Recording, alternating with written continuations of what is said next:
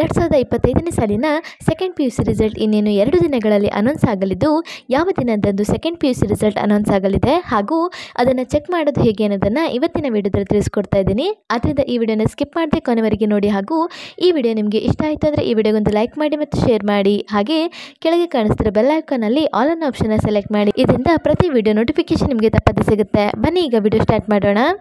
Second P U C ರಿಸಲ್ಟ್ಗಾಗಿ ಎಲ್ಲ ವಿದ್ಯಾರ್ಥಿಗಳು ಹಾಗೂ ಪೋಷಕರು ಕಾಯುತ್ತಿದ್ದು, ಇನ್ನೇನು 2 ದಿನಗಳಲ್ಲಿ second P U C result announce ಆಗಲಿದೆ. ಹೌದು, ಕರ್ನಾಟಕ ಶಾಲಾ ಶಿಕ್ಷಣ ಮತ್ತು ಮೌಲ್ಯಮಾಪನ ಮಂಡಳಿಯು ಮೌಲ್ಯಮಾಪನ ಕಾರ್ಯವನ್ನು ಮುಗಿಸಿದ್ದು 100ಕ್ಕೆ 98% ವಿದ್ಯಾರ್ಥಿಗಳು ಪಾಸ್ ಆಗಿರುವ ಸಾಧ್ಯತೆ ಇರುತ್ತದೆ. ಹೌದು, 2% ವಿದ್ಯಾರ್ಥಿಗಳನ್ನು ಹೊರತುಪಡಿಸಿ ಇನ್ನುಳಿದ 98% ವಿದ್ಯಾರ್ಥಿಗಳನ್ನು ಪಾಸ್ ಮಾಡಲಾಗಿರುತ್ತದೆ. ಹಾಗಾದ್ರೆ second P U C result ಯಾವಾಗ ಬರಲಿದೆ ಎಂದು ನೋಡೋದಾದ್ರೆ, ಇದೇ ಏಪ್ರಿಲ್ ತಿಂಗಳ 10ನೇ ತಾರೀಕಿನಂದು second P U C result announce ಆಗಲಿದೆ. ಹಾಗಾದ್ರೆ second P U C result ಹೇಗೆ ಚೆಕ್ ಮಾಡೋದಂತ ನೋಡೋದಾದ್ರೆ, ಗೂಗಲ್ ಅಥವಾ ಕ್ರೋಮ್ ಬ್ರೌಸರ್ಗೆ ಹೋಗಿ KARRESULTS.nic.in ಅಂತ ಟೈಪ್ ಮಾಡಿದ್ರೆ ನಿಮಗೆ ಈ ಥರ ಪೇಜ್ ಓಪನ್ ಆಗುತ್ತೆ.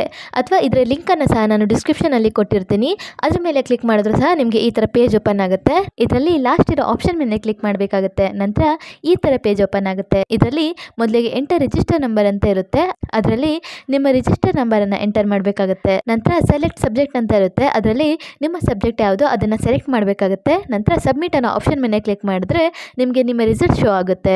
ಸೊ ಈ ಥರ ನೀವು ನಿಮ್ಮ ರಿಸಲ್ಟನ್ನು ಚೆಕ್ ಮಾಡ್ಬೋದಾಗಿರುತ್ತೆ. ಇನ್ನು ನೀವೇನಾದರೂ ಫೇಲ್ ಆದರೆ ಟೆನ್ಷನ್ ಆಗೋ ಅವಶ್ಯಕತೆ ಇರೋದಿಲ್ಲ.